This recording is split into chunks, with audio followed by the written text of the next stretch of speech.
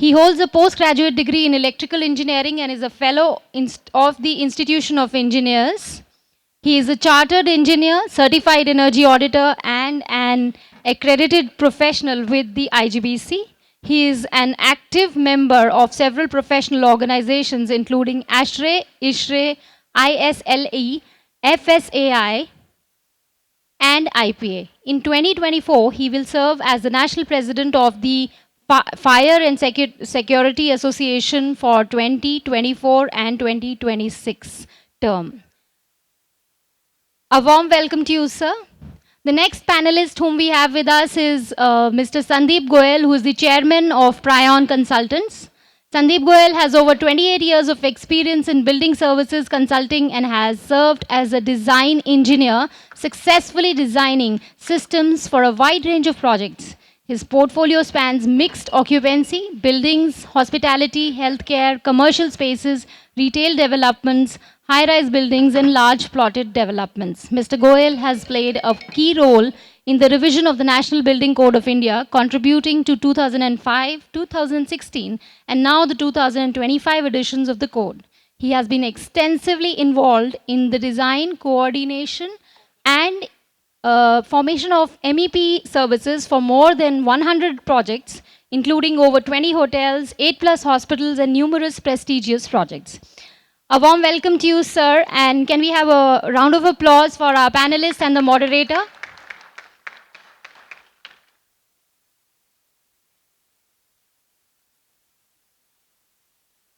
So we have the next panelist with us, who is Srinivasa Reddy, Managing Director, DesignTree Service Consultants Private Limited.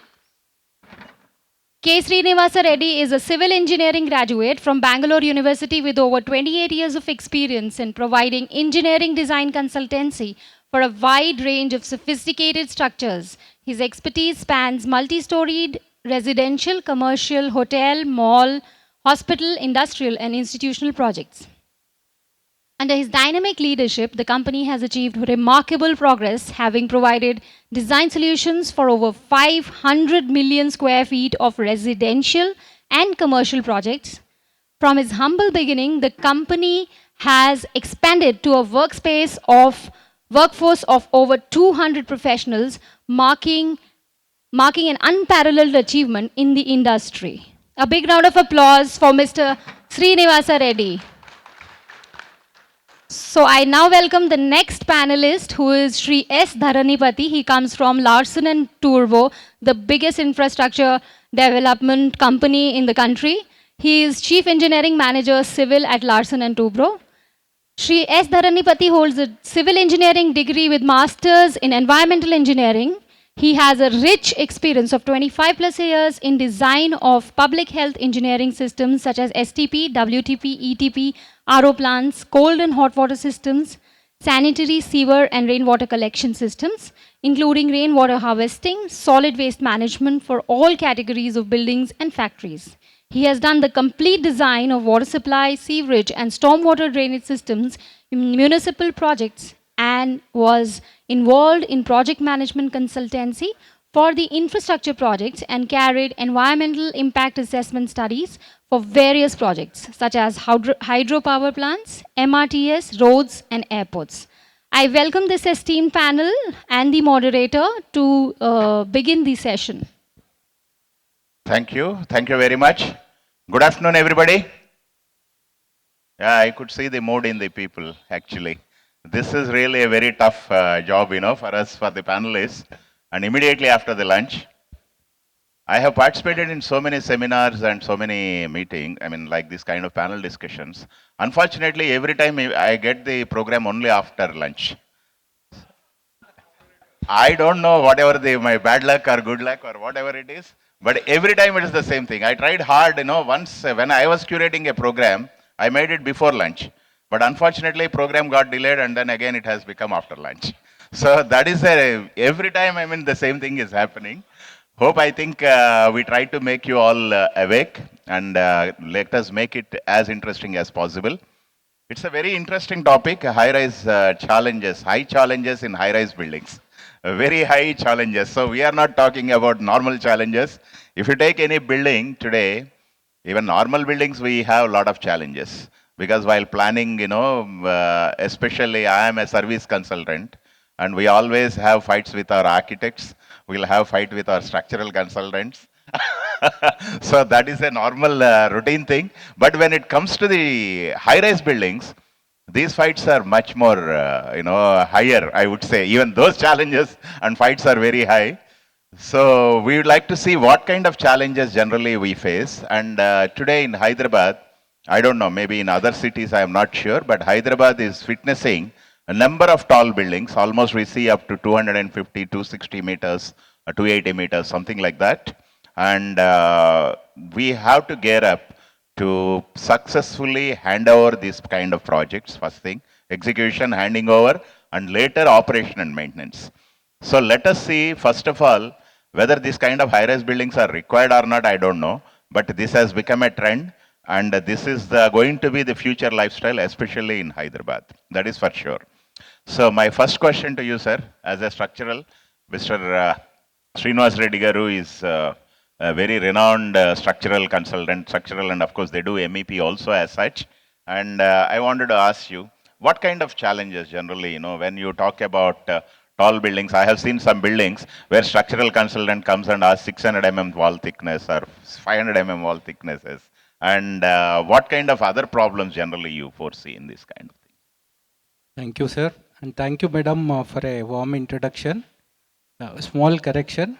We are 625 people as on today, as against 200 people, what you told. And thanks for the patronage, and thank you very much. Many developer friends would be here. I thank you. Very warm thanks to all of you for believing us and extending your good support to us. Sir, regarding structural challenges, first thing, for a structural planning and services incorporation revolves around 2-3 components. One is structural safety and stability. Second thing is architectural intent. Third thing is service requirements, integration of service requirements. And integration of all three things together is a big challenge.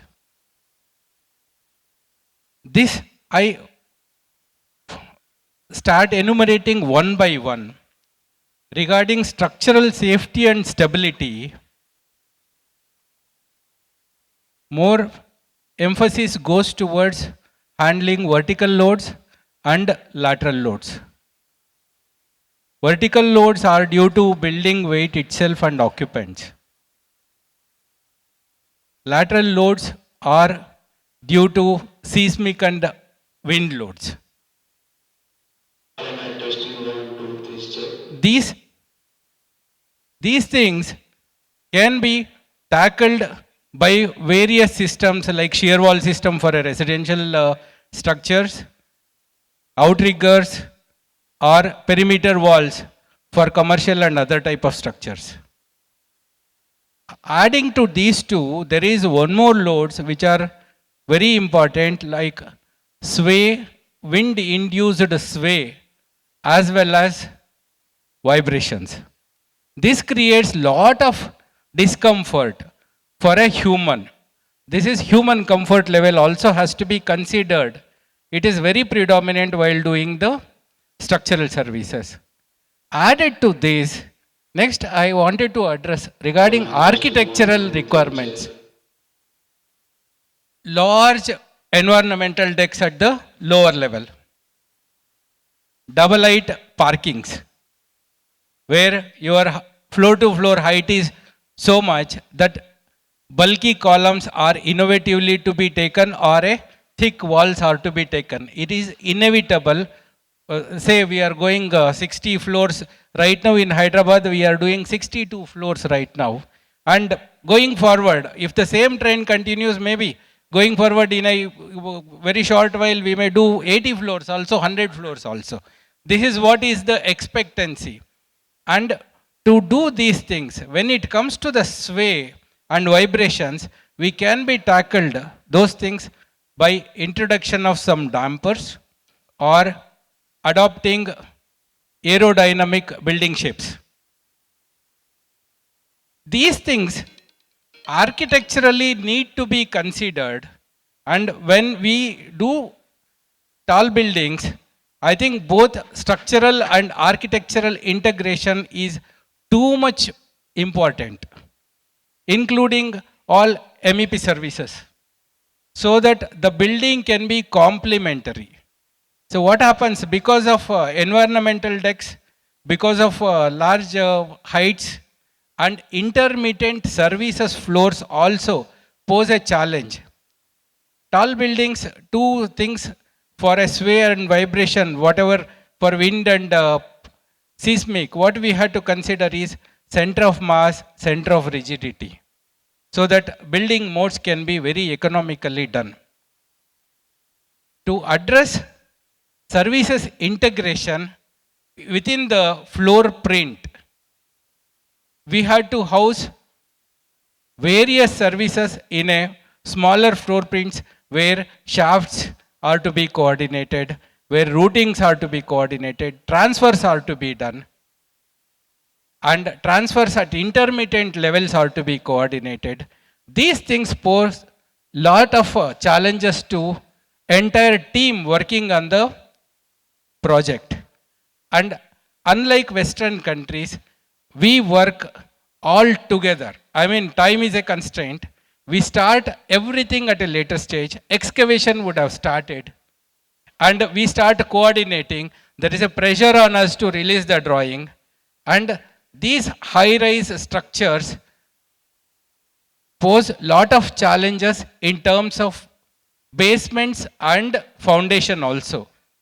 Deep basements are inevitable. Right now we are doing 4 to 5 basements. Excavation is going up to 20 meter where high water table issues will be there. That needs to be addressed with robust waterproofing systems, subsoil drainage systems, uplift challenges and shoring technologies. Added to that, it is a mat foundation or a pile foundation with raft, maybe envisaged for these tall structures, since tall structure poses lot of pressure on the ground. These are the various challenges, to list a few, which affect the planning and execution of the high-rise structures, which needs to be considered. Thank you, sir. It's a very in-depth analysis of the requirements and other things. And also we'll have intermediate water tanks and other things. I don't know whether it will help you or it will give a problem to you. I am not sure. But definitely there will be water tanks and fire pump rooms that also, they're also posing a lot of challenge for us, especially the kind of walls you have, So they have to, we can't break the structure as such. So anyway, this is really a very good insight into the whole structural requirement. Sir, Sandeep ji, I wanted to know, first of all, whether these buildings are green, because everybody today, even we are going to get energy conservation and sustainability building code, where IPA has done a lot of work on that with respect to the water requirements and energy related things. I have seen, most of these buildings are with 200 mm thick, 300 mm thick concrete walls completely. Today, whatever is being done. To what extent, how is their energy consumptions and other things, how they're sustainable they are, basically. Srinivasa sir, typically the challenge of a high rise is lesser than the challenge to conduct the workshop after the lunch. So challenges of design of a high rise is a more easier task than what you are doing right now. Keeping us also awake. Thank you. So having said that, I think IPA is also playing a very bigger role, not only in plumbing, but also driving holistically building services as a part of our mission. And, Gurmeet ji has played a lot of important role in IGBC, where it's not just limited to plumbing, but to a larger picture of working around.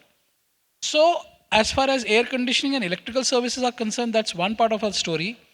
But plumbing services, and I would just use the word elevators, are two basic services which have the major impact when we talk about energy in high-rise buildings. Now, high-rise buildings by default will consume more water, more energy, typically because of the transfer of the water to a certain heights. And unlike air conditioning system where we have a closed loop, the plumbing system is an open loop system, and therefore the pump heads are much more in comparison to a campus which is widespread. So having said that, I think what requires to be done is to look at overall the water consumption at the utilization of the ownership to be optimized. The moment you start looking at those means to be incorporated in the building, the quantity of water, when it gets optimized, the transfer of that much of quantity of water is also reduced, thereby providing you the benefit of energy to be rightly used.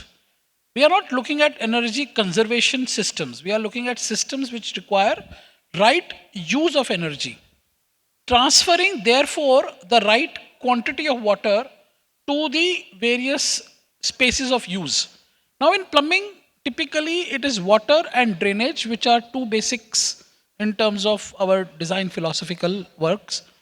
Drainage has never been a problem as far as any amount of high rises are concerned, because we all understand from the fundamentals of the drainage system that the way the water flows in a vertical pipe is very much to the adherence of the walls and not as a core which is flowing with the drainage waste which is being carried out. A lot of people would like to provide special pipes, fittings at the base of the stack, which we have to be more careful about hydraulic jump, and that too where the vertical is being transformed into horizontal, and that's the only thing one has to be careful when you talk about any high-rise building because of the hydraulic jump. Typically, that's one part of the drainage story. The other part of the drainage story is being careful about the vent pipes. Because if you do not do your vent pipes correctly, then you have a problem of the nuisance of the smell propagation because of vent pipe not performing. So in drainage, hydraulic jump, vent pipe, two things which have no consequential effect as far as energy is concerned. Now we are just coming to one last topic for next half a minute, is water. In water, I would say a lot of stigma is there with the mindset of designers where our pressure concepts are very poor. We are very much worried about pressure, pressure and pressure. There are global codes, there are IPA codes which demands the pressure spectrum within the range of the given criterias. If we are within those criteria ranges, we are able to design our water supply systems more efficiently, and therefore energy also gets optimized.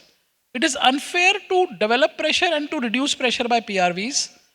So I would say for my many number of years of working, which I did my high rise first time, 110 meter about 28 years ago, it is a very simple design, Mr. Srinivas sir.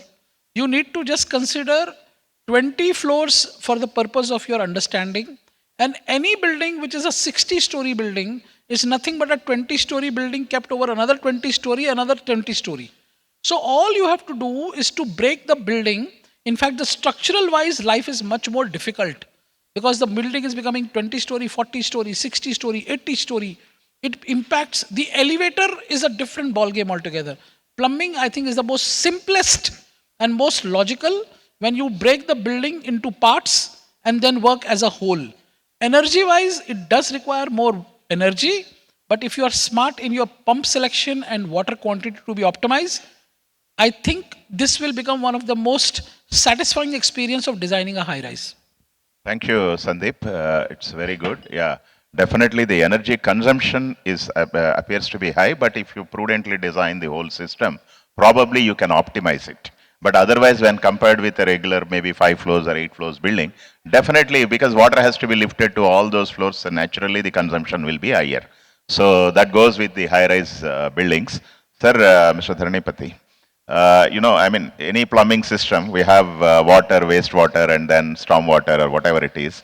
So what are all the challenges you foresee? He has explained about from the energy perspective, but what is your opinion with respect to the codes?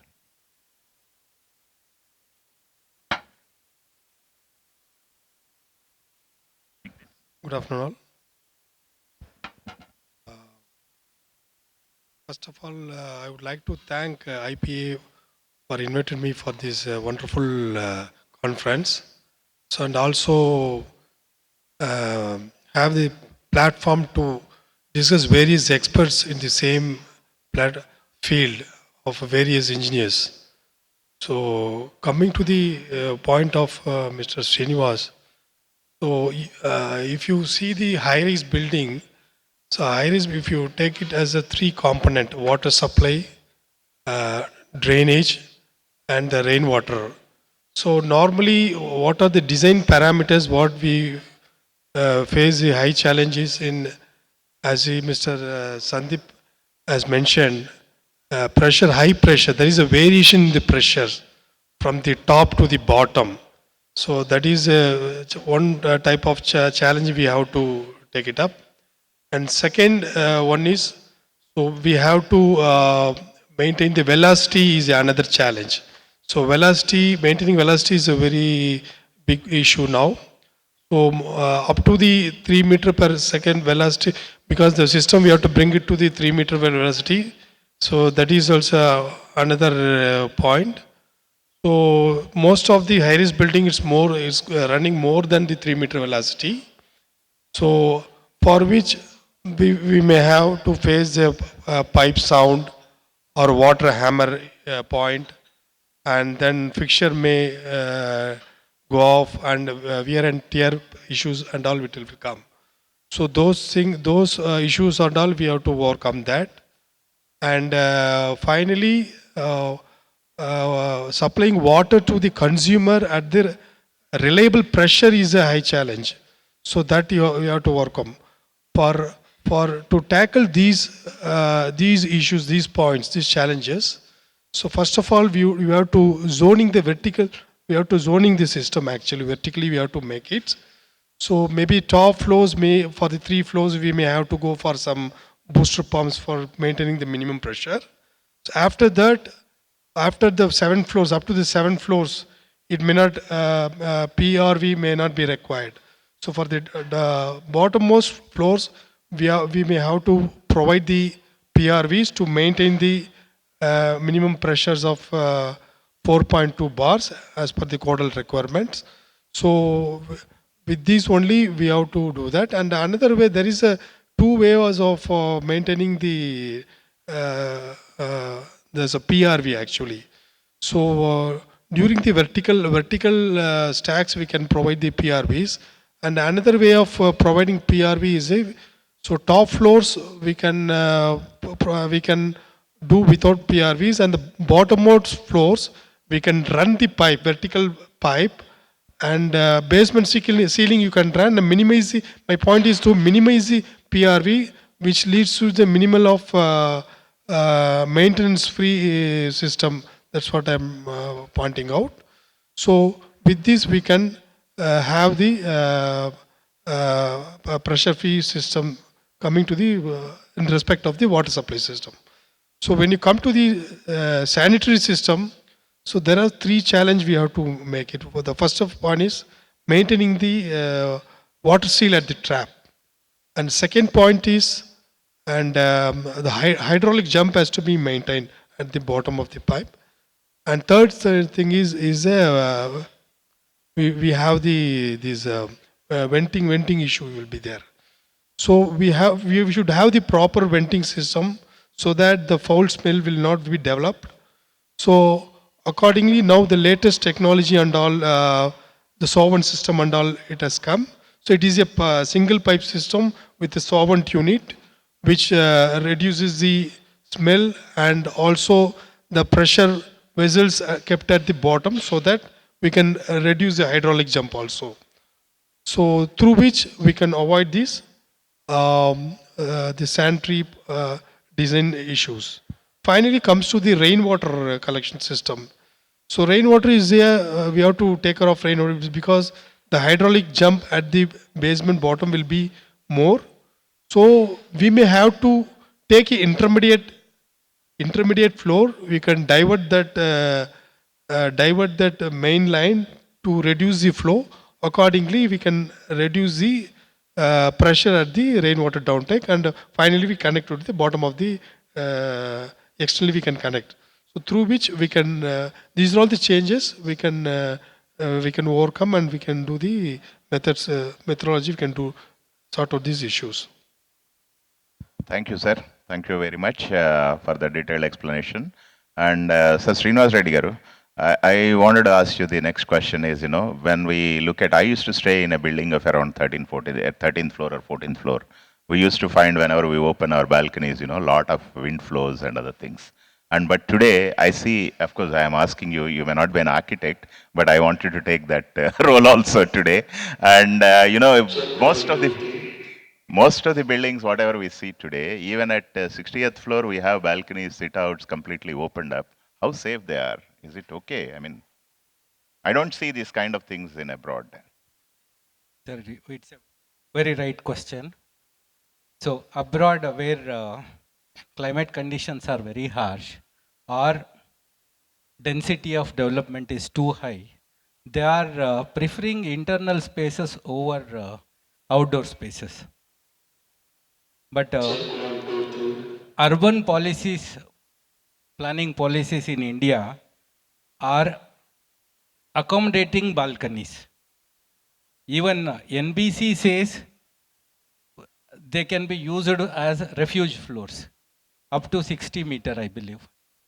Beyond that, every 30 meters, the balconies are being used as refuge floors.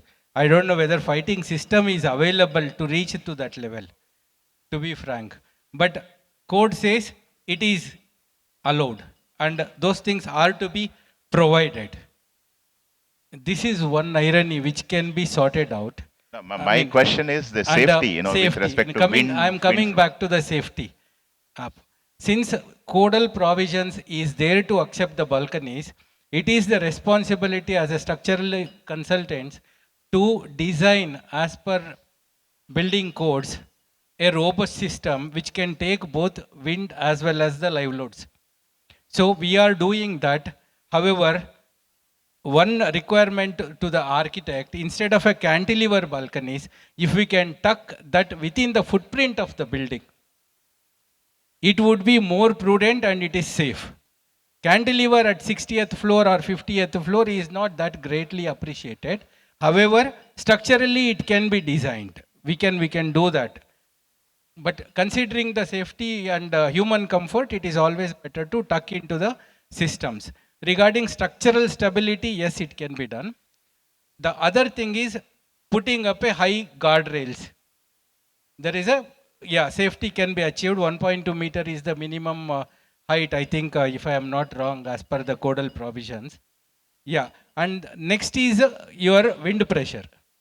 To account for a wind pressure, there are few methodologies can be done. One is designing the partial covered barriers. The other is glass facades, which I correct myself. You said 1.35 as per Codal. Okay, what I read maybe 1.2. So 1.35 would be much better. So adopting these barriers might help human comfort at that levels. This is the next thing. And this can also be used as per code as the fire barriers. So considering these, balconies right now are allowed in Indian context. So there is no problem, you There mean is to no say. The problem only as thing is such. the safety aspects have to be taken care. To be taken So care of. that, Yeah, right. yeah, Thank you, sir. yeah, Thank you for that. Sandeep ji, my next question to you, for designing these kind of tall buildings or whatever it is, do you think we have enough codes in India which addresses all the requirements, or still we are we are trying to improvise on these codes, present codes?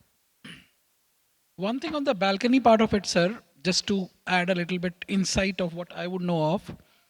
The National Building Code of India said that if you have balconies, you don't need refuges. It does not mean that the balconies are the refuges. So a lot of times people have that conceptualization that if balconies, no refuges, that means the balconies are refuges. So in regards to that, in 2016, the code required now refuges identified at the height of 90 meter and so forth. Whether you are balcony, no balcony, the refuge part has come into the code. The next important thing is that the refuges which are provided here have to be isolated from the other spaces. And there are a couple of things which probably acted as a myth. Today also people feel that you need to take a fire tender all around to remove the people from the balcony, which is incorrect. Because staircases are the best ways to bring down people, and certain concepts of elevators are being used. What you say, Srinivas sir, in terms of codes, sir, last 30 years, I don't think we need to change any of the codes. The engineering understanding of the high rise with respect to pressures, pipes, vents, sizing of this existed probably as good as 30 years ago, what is there today. Because I have started reading 30 years ago only. So all that information is there. Of course, with innovation, more dramatic drawings, PowerPoint presentations, better sketches are now available to teach and educate, and that is the mission of IPA. To make things more simpler for people to understand, we have created animations, we have created IPPL through which we disseminate knowledge. But the fundamental understanding, unlike computer science engineering, EV technologies, artificial intelligence, which never existed some years ago, which have now got evolved and we are using them in our day-to-day lifestyles, the understanding of hydraulics, vent pipes, drainage pipes always existed from the ancient knowledge, and that has not got changed because the fundamental of physics remains the same. The only thing which IPA is doing is to bring it more easier for the user to read, implement and understand. And I think as a part of my working many years ago, it took me a lot of information from the internet to understand the design of the high rise.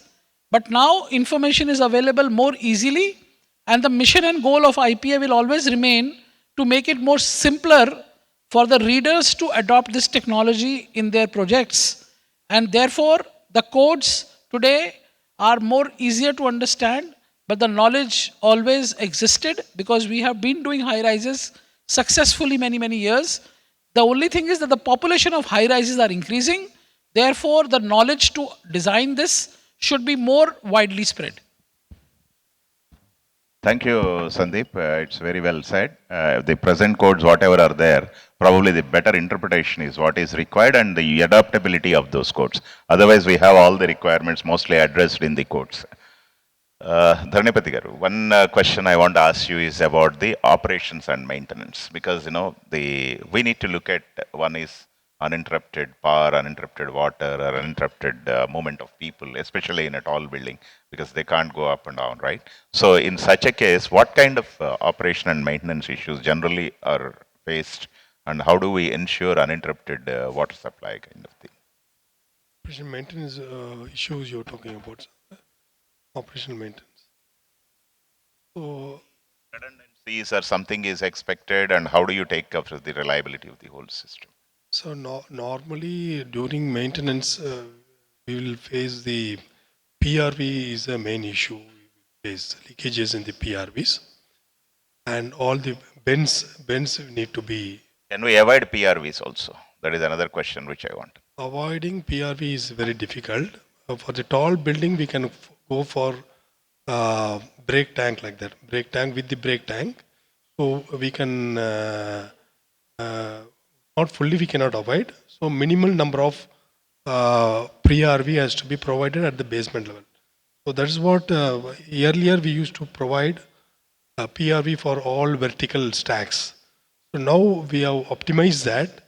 So for the lower levels, so we are taking one or two headers from the overhead tank and providing the master PRV at the basement and running the basement level. We used to run the ring main. Accordingly, we are providing to the next basement. So thus the PRV can be avoided. Minimum number of PRV can be provided.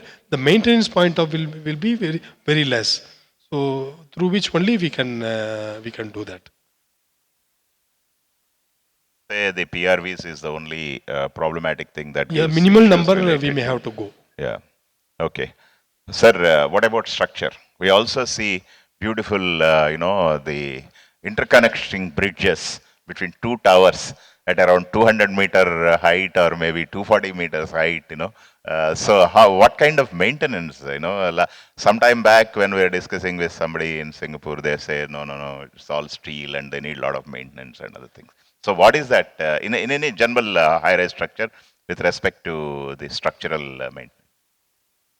Sir, preventive maintenances are very much required on a high-rise structure or even a low-rise structure, any structure. But sensitivity on high-rise structure is too big, and implications are also very big. First thing is basement. I come from the basement. Basement is a big water seepage area which initially it may be cosmetic in nature. Going forward, it will affect the structural stability, corrosion increment, and safety of structure, since foundations and corrosion may hamper the stability of the building. So these basements, corrosion can be really be monitored with the incorporation of anodes. It is costing little bit on a structural front. However, it eliminates the element of doubt of corrosion in the future of the building. This I strongly recommend I mean for to say the some sort of basements. cathodic protection, Yeah, is it? cathodic protection. It is a sacrificial shield. Sacrificial anode will be there. Yeah. Sacrificial anodes are available, Yeah. which we can incorporate in foundations, which can be incorporated in the water earth retaining structures where there is a contact with earth and water. So it will eliminate in totality the corrosion deficiencies, and this is sacrificial in nature and monitoring is very easy. That's a good idea. Is it Yeah. done anywhere usually? It is being done, sir. It is being done. implemented very Because much. it's all done for all petroleum And pipelines. it is other things available wherever. right now in Indian context. Yeah, We yeah, all it's can done, I mean, in incorporate this industries one. it is done I as a would, regular I would practice. request all developer friends to incorporate this in high-rise construction. This is one. And we started incorporating high density concrete with a lower RCPT value. That is chloride penetration totally getting reduced so that the corrosion inhibitors are also incorporated so that steel whatever we provide is good in nature over years. But preventive maintenance every 5 years or periodically is always advisable. Going forward, the structural stability, waterproofing of terraces, podiums and intermittent slabs. Again, water is going to pose lot of trouble in terms of corrosion. It may be a concrete building, it may be a composite structure. Composite structures are still more susceptible because of different media of the elements. So this needs to be continuously be monitored. Waterproofing has to be taken care of very well. And going forward, even the wet areas, whatever it is, balconies and all, we had to definitely look at waterproofing. And preventive maintenance, real-time monitoring with sensors for all MEP equipments, whether it is a plumbing equipment or HVAC equipments or electrical equipments. A preventive maintenance is always very much required so that the building safety is taken care of very well. With these things, I think we can move forward. Going forward, I want to address one more thing is facade maintenance. When our building is allowable sway is there, say for example 200 meters, it may be around 350 to 400 mm, there may be a sway in the building. Our facade system should be able to take care of that kind of a oscillation or that kind of a sway. And periodical maintenance, because of that kind of oscillation, there might have been some loose facade or some kind of a maintenance that is required so that seepages could be eliminated. These maintenance are very much required for a high-rise structure. Thank you, sir. It's really a very good information. And I'm sure all these practices are being followed. I think we'll be safe in all high-rise buildings. Sir, one last question I want to ask Sandeep ji is, these kind of projects, generally they need trained people, for operations and maintenance and things like that. definitely some expertise is required. I don't think. So, what kind of manpower is today available, and what IPA can do? I am sure IPA is doing a lot of work towards that through the IPPL and knowledge sharing programs. But I think there has to be a systematic improvement of manpower, and the technical expertise. So, what can be done further, and what steps need to be taken? What I have witnessed, Srinivas sir, over last about more than 3-4 years now, the people are not actually adopting to read technical systems and handbooks. I am reporting to many project managers who would not exactly know about pressure ratings. And he will doubt my competence by asking me questions of the pressures and the way I have designed. So I think it is very essential that the ownership of such projects should ensure that the people who are deployed on the project are adequately trained and they are adequately exposed. I am very surprised that when I meet youngsters who are my bosses as the client's representative engineers, their understanding on pressure conversion itself is lacking very badly. And I become one of the people to say so. It's not an educational classes which they want me to conduct. They want my accountability and answerability of the way I have designed the system. So it is becoming, to be honest with you, post-COVID, situation is going a little bad in the country. There is so much of pace at which we are working. But Mr. Rajesh wants to meet me because he doesn't want to, he says he wants to discuss my submission, but in reality, he wants to understand my submission. And this is where I'm feeling that the ownership of the projects in which we work, whichever developer, corporates, XYZ, they should call Mr. Rajesh and ask Rajesh about his basic understandings of hydraulics before he calls consultants to give an, a reasonable understanding of what you have done. And maybe as I'm kind of now 30 years into the profession, my tolerance limit is also going down by people asking questions which I feel I'm not supposed to answer them. So my question is, how will you make sure that they are trained on I don't that? have to make sure. IPA is making You are sure. not, I mean, why anything else to be done by IPA? That is my question. I know that we don't want to be asked such questions. IPA is at the doorsteps of the people who want to learn. But we cannot make the horse the water drink. We can take the horse to that. So my request to all the senior colleagues over here is, please go back to the ownership and tell them that we are reasonably competent people, but the people who are asking us questions should possess sincerity to understand. IPA is doing their best to tell you they have got the beautiful books, they have got articles. Everybody, I'll also tell you one thing before I give the mic back to you, sir. Everybody has only one passion, collecting, but I will read someday. That someday is not coming. So that is the problem. Everybody wants information in a pen drive. They want an article WhatsApp Sandeep, from you. I don't want pen drive and books. I want somebody to come and teach me. So what is that? IPA is doing Today, it, sir. everybody is expecting only that kind of, IPA is doing capsules. it, but everybody is keeping it that one day I will read it. And that one day is not coming. So I think the only moral of the story is the ownership should make a little accountability and check and balances of the people at their system to be answerable, and they should be accountable by virtue of demonstrating their real knowledge. So IPA has done their best and we will keep doing our best, but we need more accountability of the people to appreciate that they do not know certain things and they need to still learn about it. Thank you very much for that. So anyway, you are supporting us, not asking everybody not to ask any questions. But anyway, now that's what I'm precisely going to do, because all our friends, anybody has got any questions. You see, we have a panel of experts here, so we want your views. Say, Prasanna, BOPK, can you somebody give the mic to him?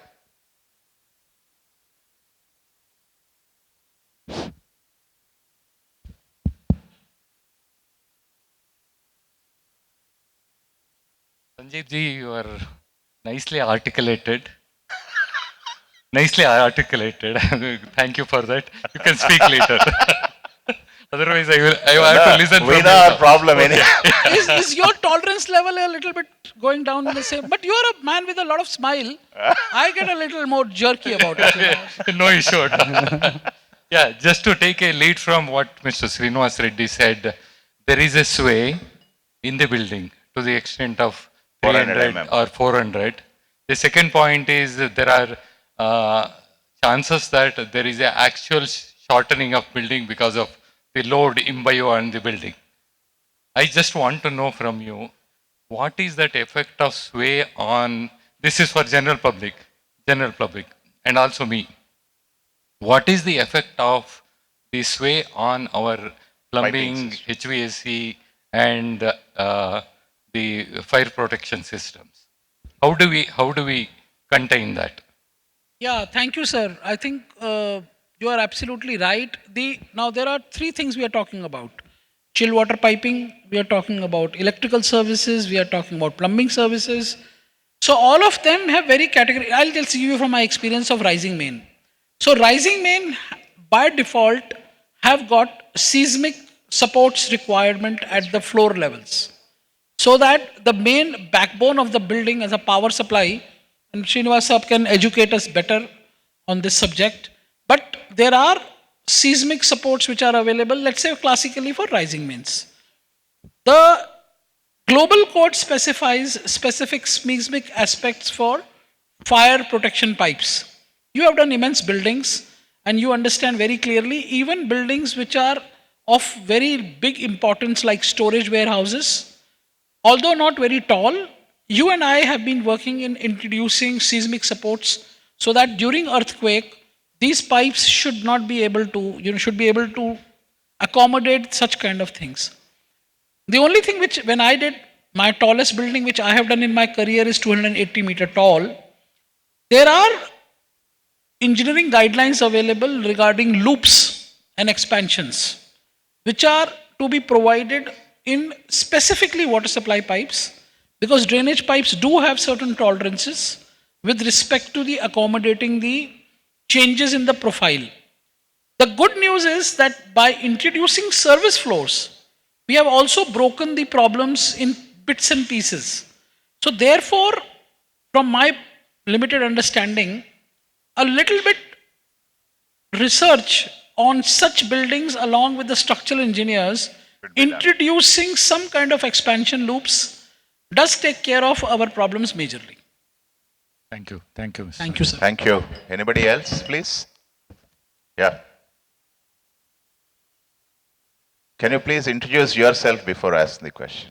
Sure. Good evening, gentlemen. My name is Kiran Kumar. I own a company, Nirvana Home Spaces. We build a project in Hapsigodra now. So recently I have a relation with Srinivasa Reddy garu. He has been designing few projects for us. Good afternoon. So always I bring a new challenge to him. A couple of years back, we brought a project to him where all the corridors are not straight. They're all Z-shaped. There is no flat which is connected. And there are openings, large openings. And he asked for tie beams which we are not ready to give. So we want the building in the air. That's how the architect designs. But ultimately you accepted. Yeah. So from there to the last 2.5 years, I see the thicknesses of the walls going up. Earlier we used to talk about SCC. Now we are talking about SDC. And the cost of construction is going up. The steel is going up. And as a builder, the cost needs to be kept in control. So I just want to understand from him, are there any new technologies coming up without compromising on the quality and the structure and the safety? Still less economic solutions are coming up. Less wall thicknesses. Building becomes smarter day by day is the only answer. To answer your question, sir, high strength steel is coming up. Say for example, structure consists of only 3 elements: concrete, steel, formwork. Right now, considering water ingress challenges in precast or any other load bearing structure, right now, I mean, aluminum load bearing structure with aluminum formwork is proving to be more economical as well as feasible for the end user comfort. However, in that, yes, one is considering the thickness of the walls. Wall thicknesses will increase as and when number of floors increase. And like one of the project where we were involved, your environmental deck was 3 floors high. So those are the anomalies which are to be taken care of, which to be avoided to have a safe and economical building. Safe, yes, we will take care. However, economy is depending on not only structures, it is the way it is planned. Actually, I was addressing sway and vibrations in a tall structure can be eliminated by incorporating aerodynamic building shapes. Building shapes, more or less if it is symmetrical in both the directions, central core being incorporated and periphery columns without any center of mass and center of rigidity. If we try to bring in into a nearing commonalities, I mean at one position, then your building behaves in a translational mode rather than a rotation mode. When it comes to a rotation, your cost goes high. Generally what happens because of the eccentricity in the building design, architectural intent, the economy is tough to achieve. Once if we consider these parameters into the building, building can be made economical and your wall thicknesses can be optimized. Now high grade concretes also have come in. By using those things, vertical elements can be optimized. Thank you, sir. Thank you, sir.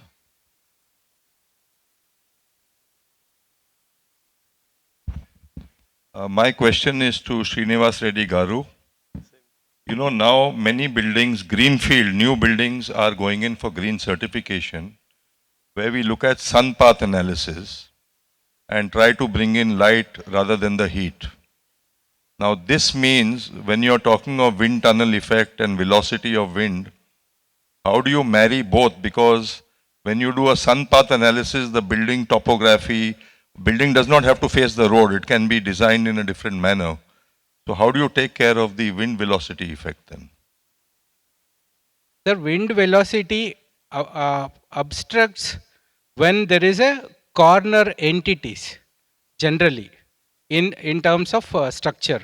When it is your, even though large openings are provided and sun path analysis has been done, your openings and your facade systems are in such a robust condition where human comfort also has to be achieved. Considering these parameters, we always have, since we are going for a residential building, if we are going, I mean shear wall construction, it will give immunity to those parameters. In terms of commercial buildings, where total facade systems are available and internally we take care of outriggers or we take care of perimeter framing systems, it will take care of the your concerns of both green building concepts as well as the sun path analysis. And to add to these things, right now in construction technology, what we are trying to incorporate is very high strength concrete also, whether it is a SCC or SDC, we are trying to incorporate 50% to 60% mineral admixtures, which are also contributing to the green building certification. Hope I have answered your question. Thank you. Somebody there? Question? Yeah. Somebody can give the mic to you.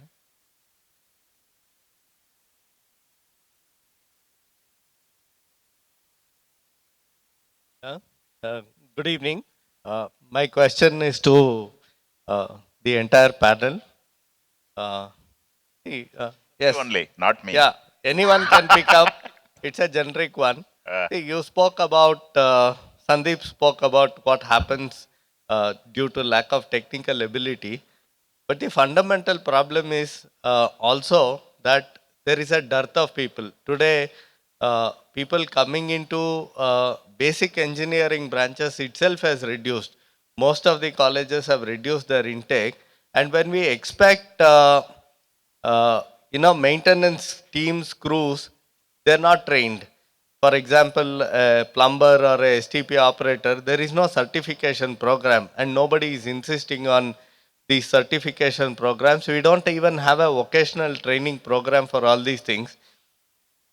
IPA at its level is trying to train all the engineers, but the skill required for operation and maintenance is largely missing. Even to read drawings, especially, sorry to say, but plumbing is just one chapter or two chapters in the civil engineering building construction. So That what is cannot your work. question? So the question is, at the regulatory body, can IPA make a recommendation, and can we go out and get this in Ministry of Housing and Urban Affairs? So this we should ask incorporated- chairman of IPA, not to us, not to the panel. He is sitting right here. So probably somebody can give a mic and then he can respond on that. So do you want to have a body who can probably, or maybe start an IPA university? That's what his question. As I understand, Skill University is being implemented. We don't need to, this panel, this is outside the purview of this panel yes, discussion yes. because we have one more program after this, Yeah. but I'll reply in short. We don't need to have a IPA university, we have to have many universities. So how do we do that? We have designed a full course for All India Council of Technical Education. 11,000 technical institutes will be teaching, and it's a mandatory program with credits, sub-credits, where we will be teaching plumbing services, and all as per our codes. We have given all the curriculum to them through AICTE. Second is to go to Council of Architecture, where there are 1,44,000 architects, registered architects, and 380 architectural colleges in India. So we are working with them also, and also devising a Indian Architectural Plumbing League like IPPL, where we will be teaching them, because architects, there is a disconnect. There was a question also in a discussion. There's a disconnect between the architect and the plumbing engineer. And that's where we come in, where the architect must understand the requirements. I've had a very leading plumbing consultant in Bombay call me once, and a very leading developer, where he is saying, "Tera copper pipe shaft mein nahi ja raha." I said, "To shaft ke bahar jari market bana de, abhi kya karega?"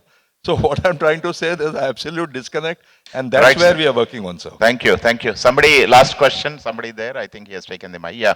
Good afternoon, sir. Myself Rahul from Needs Resources, plumbing contractor. Actually, I have one concern, sir.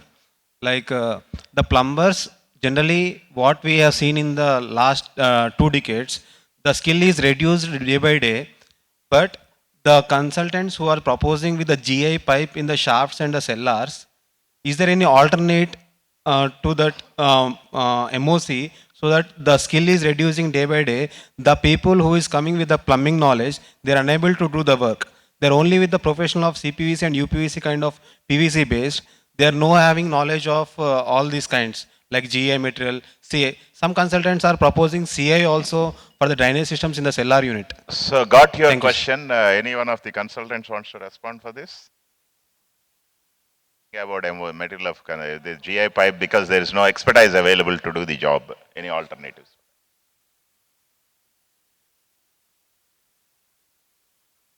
You see, definitely the one of the things, I don't think GI is the only solution. There are different kind of materials definitely available. Only thing is you need to make sure that your pressures are within the range of those piping material and joints. That's the only thing. Other than that, I don't think there is any complication.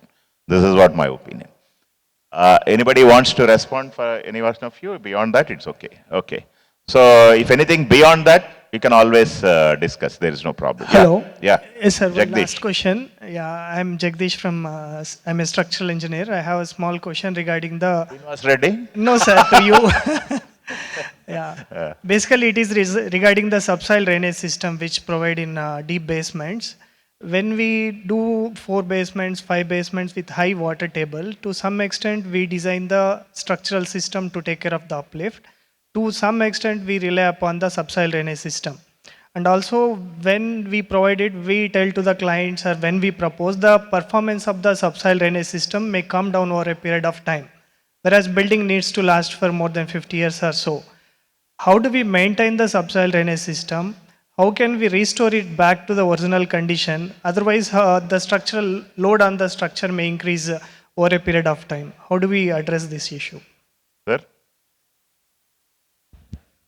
So subsoil is a very, very subjective, issues which we feel of.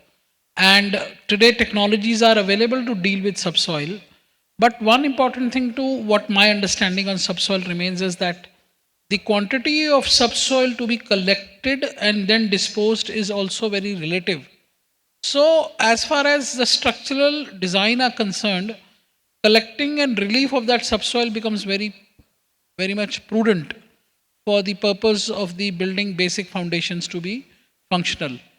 A very collaborative approach with structural engineer and the plumbing engineers is required to plan that system along with sump and pumping arrangement, because in absence of a collaborative approach, isolatedly, at least on this subject, we will not be able to work around. Importantly, from my best experience, I would not know how to size the sump and the water discharges. So it's a hypothetical calculation. I do not foresee, but as long as we are able This to ensure. question, Sandeep, is, because over a period of time, the efficacy will come down.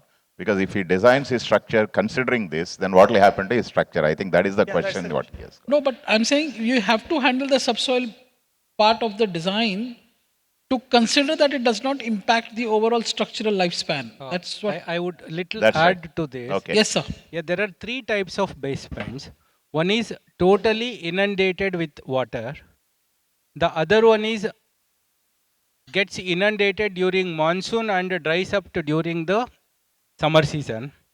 One is totally dry condition. First two scenarios you require to do subsoil drainage system in totality. That is, when it is in a total dry condition, you need not consider the uplift pressures or water table. Second thing is, when it raises during the monsoon, yes, that can be relieved through subsoil drainage system. When it is in a total inundated condition, you have to design your structure for that kind of a water table. And during monsoon, when it raises, that can be addressed by subsoil drainage system. And the way subsoil drainage system works is partially by a siphonic action, and water travels from a positive level to a negative area. That is the principle. Positive concentration is in the subsurface level. However, in your subsoil drainage, it is in always a empty position. Definitely it travels over there, and choking and other things, since it also acts, because the water pressure builds up on the other area, it will prove that it takes some kind of a siphonic action also.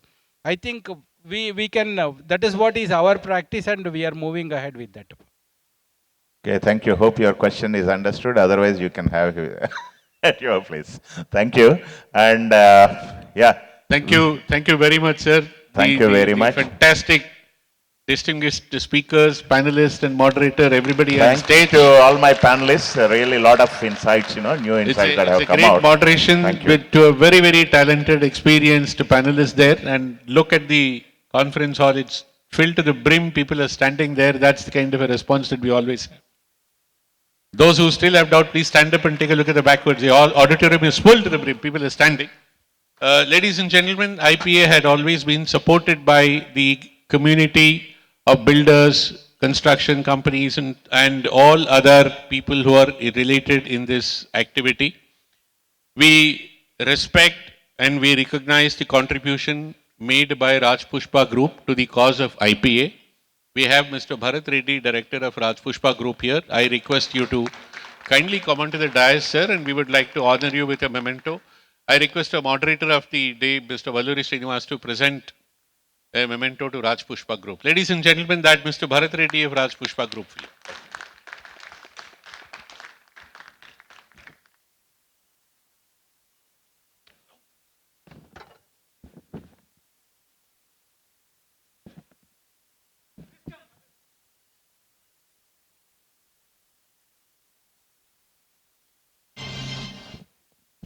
That is Mr. Rangareddy and Mr. Srinivas joining from Raj Pushpa and Dias.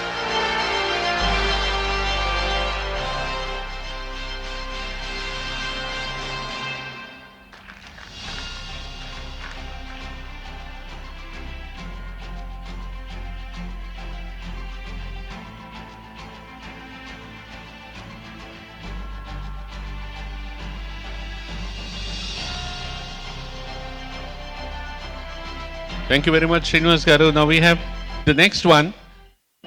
We also have, IPA also has Distinguished Service Awards given to outstanding professionals who made contribution.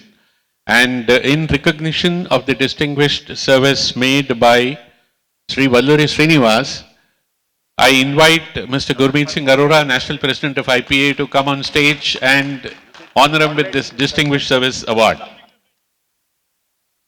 Ladies and gentlemen, that is one doyen to another doyen, one titan to another titan, one learned to another learned, one teacher to another teacher.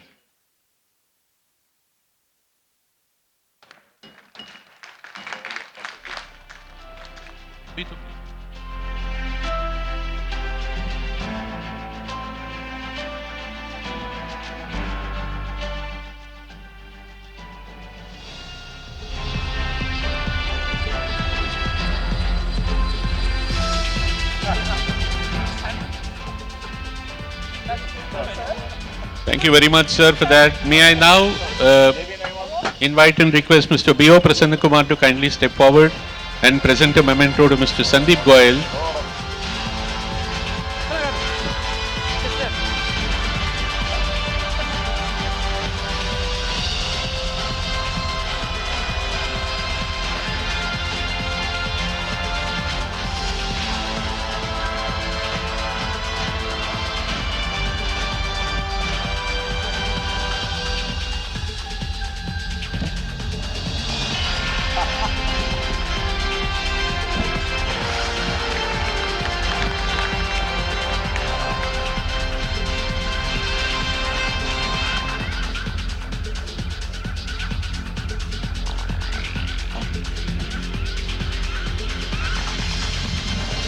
After this, it's my pleasure to invite Sri Chandrasekhar Gupta, National Vice President IPA, to kindly come on stage and present a memento to Mr. Srinivasa Reddy, Managing Director, DesignTree Consultant, for having been on our panel.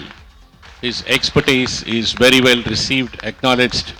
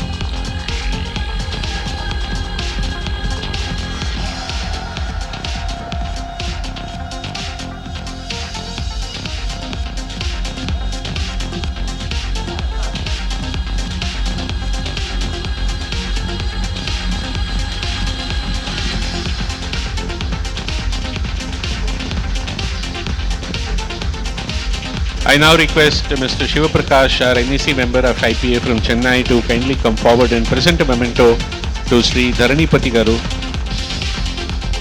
an expert panelist of today.